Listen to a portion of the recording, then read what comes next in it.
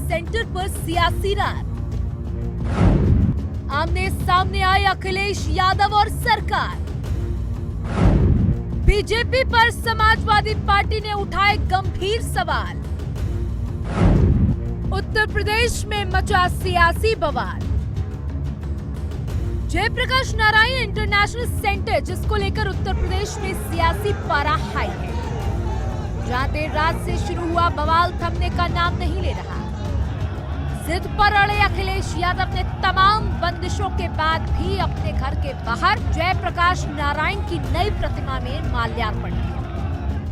राजधानी लखनऊ के Jayaprakash Narayan international centre, जहां टीन शेड लगाकर सील कर दिया गया और टीन पर लिख दिया गया भवन निर्माणाधीन है, जिसके बाद से उत्तर प्रदेश की राजनीति गर्मा गई। दरअसल अखिलेश यादव ने जयप्रकाश नारायण को श्रद्धांजलि देने का ऐलान किया था, लेकिन जेपीएनआईसी को सील कर दिया गया। वहीं देर रात अखिलेश यादव जेपीएनआईसी पहुंचे, जिसके बाद से सियासत शुरू हो गई। लेकिन तमाम पाबंदियों के बाद भी अखिलेश यादव के घर के बाहर जयप्रकाश नारायण की नई प्रतिमा लाई गई, जिसमें माल्यार्पण कर अखिलेश यादव ने श्रद्धांजलि दी और बीजेपी पर निशाना साधा। भारतीय जनता पार्टी ने हर अच्छा काम रोका है, लेकिन आज हम लोग सड़क पे खड़े होकर जयप्रकाश नारायण की जयंती पर सियासत गर्म है। जहां पर जयप्रकाश नारायण को श्रद्धांजलि देने के लिए अखिलेश यादव जा रहे थे, तो वहीं उन्हें रोका गया। वहीं समाजवादी पार्टी ने बीजेपी पर जमकर हमला बोला। आखिर क्या है जयप्रकाश नारायण इंटरनेशनल सेंटर के पीछे की राजनीति का सच, इस रिपोर्ट में देखिए।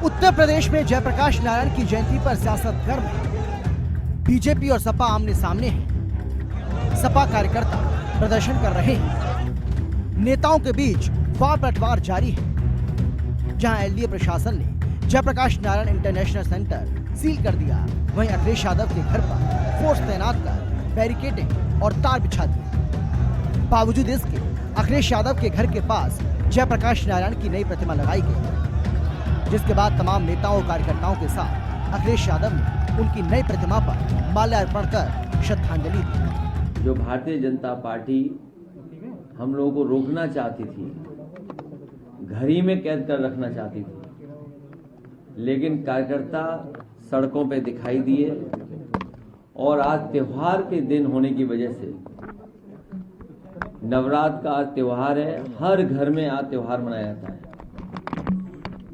इस संघर्ष को इसी तरह हम लोग जारी रखेंगे और आज घर के सामने ही हम लोगों ने जयप्रकाश जयंती, लोक नायक, भारत रत्न, समाजवादी नेता गांधी जी के साथ और भारत की आज़ादी में भूमिका निभाने वाले जयप्रकाश जी की जयंती हम लोगों ने वहीं पर मना ली। अखिलेश यादव के बीजेपी पर आरोपों को बीजेपी ने खंडन किया है। पूर्व कैबिनेट मंत्री मुख्तार अब्बास नकवी ने कहा है कि अखिलेश यादव की अपनी सोच है और इसका कोई इलाज नहीं है। इस देश में आज़ादी की नई जंग शुरू हुई थी, आज़ादी की दूसरी लड़ाई शुरू हुई थी, स्वतंत्रता संग्राम का एक दूसरा संग्राम शुरू हुआ था, जिसमें कि सभी लोगों ने भागीदारी की थी और जयप्रकाश नारायण जी उसके नायक थे। तो इस उनके पुण्यतिथि हो या कोई भी ऐसा अवसर हो जिसमें कि जयप्रकाश नारायण जी को श्रद्धा सुमन अर्पित करने की के जुनून और जज्बे के साथ कोई भी जाता है, तो उसको रोकने का कोई सवाल ही नहीं पैदा होता। अपने दिमाग से कुछ सोचने लगी है तो उसका तो कोई इलाज नहीं है। जेपीएनआईसी को निर्माणाधीन बताकर परिसर के बाहर टीम लगाई गई, जिसके बाद से बवाल शुरू हुआ। अब जानिए ये जयप्रकाश नारायण इंटरनेशनल सेंटर है क्या, जिसकी वजह से सियासी घमासान मचा हुआ है। जेपीएनआईसी अखिलेश यादव का ड्रीम प्रोजेक्ट है। सपा सरकार में 2013 में जेपीएनआईसी बनना शुरू हुआ था। 2016 तक इस बिल्डिंग पर 813 करोड़ रुपए खर्च किए गए। 2016 में अखिलेश यादव स्पोर्ट्स कॉम्प्लेक्स का उद्घाटन किया था। साल 2017 तक इसका 80% निर्माण कार्य हो चुका था। JPNIC का निर्माण इंडिया हैबिटेट सेंटर की तर्ज पर किया गया था। इस सेंटर में जयप्रकाश नारायण की प्रतिमा लगी है। यहां हर साल समाजवादी कार्यक्रम होते रहे। योगी सरकार आने के बाद इमारत का काम बंद हो गया।